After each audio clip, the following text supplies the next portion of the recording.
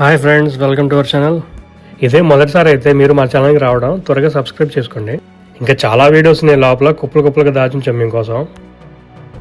రీసెంట్గా రిలీజ్ అయిన black phone 2 అనే హాలీవుడ్ మూవీ చూడటం జరిగింది. టోటల్ రన్ టైం వచ్చేసి 1 గంట 54 నిమిషాలు అండ్ ప్రొడక్షన్ కాస్ట్ వచ్చేసి సుమారు $30 మిలియన్ ఉంటుంది.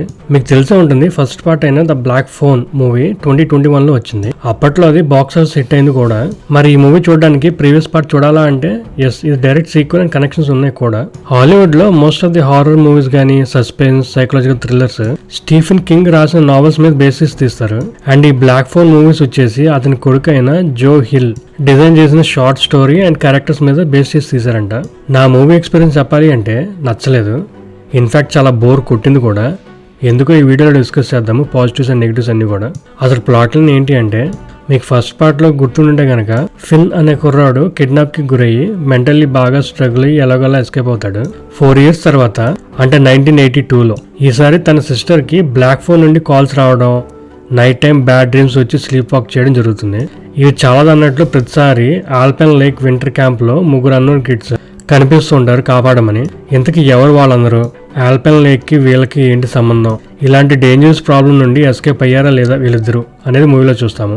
పాజిటివ్స్ చెప్పాలి అంటే ఇంట్రెస్టింగ్ ప్రెమిస్ అని చెప్పొచ్చు. ముందు వచ్చిన మూవీ స్టోరీ నుండి డైరెక్ట్ కనెక్ట్ చేస్తారు అండ్ మధ్యలో బ్యాక్ అండ్ ఫోర్త్ నడుస్తూ ఉంటుంది. నాన్ లీనియర్ నేరేషన్ స్ట్రక్చర్ లా అని చెప్పొచ్చు. ఈ మూవీని డైరెక్ట్ చేసింది స్కాట్ డెరిక్సన్. ఈయన ఇంతకు ముందు చాలా మూవీస్ తీసాడు, like doctor strange, deliver us from evil, sinister, the exorcism of Emily Rose and even black phone first part కూడా. ఈ మూవీకి క్లోజెస్ట్ మూవీ రిఫరెన్సెస్ ఇవ్వాలి అంటే a nightmare on Elm street కి దగ్గరలో ఉంటుంది. బ్లాక్ ఫోన్ లో గ్రాబర్ క్యారెక్టర్ ఇందాక చెప్పిన మూవీలో ఫ్రెడ్డీ క్రూగర్ కి దగ్గరలో ఉంటుంది అనమాట. డ్రీమ్ వర్సెస్ రియాలిటీ అన్నట్లు.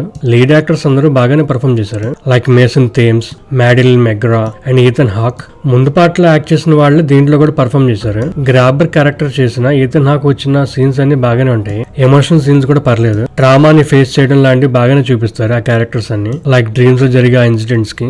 Cinematography work by M Egberg interesting గానే ఉంది. మూవీలో స్టోరీ అంతా 1957, 1982 టైం పీరియడ్ లో నడుస్తూ ఉంటుంది.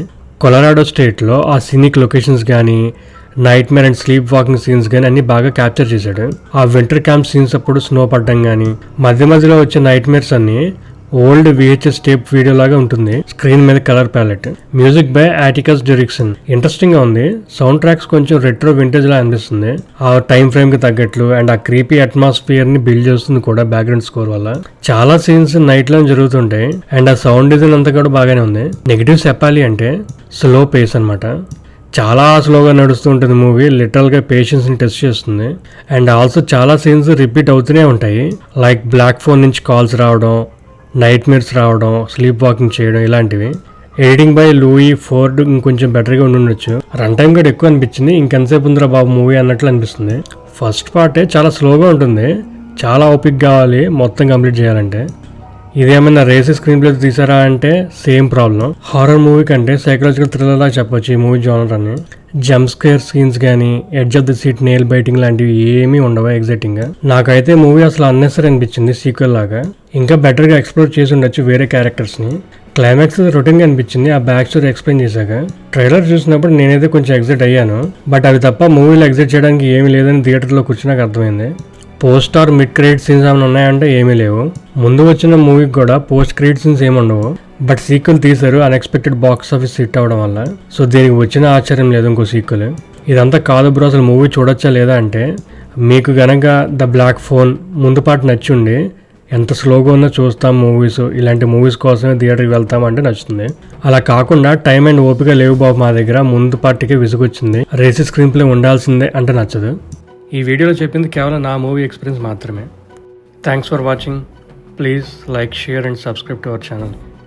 అంతేగాక మీ వాల్యుబుల్ సజెషన్స్ని కామెంట్ సెక్షన్లో మెన్షన్ చేయండి.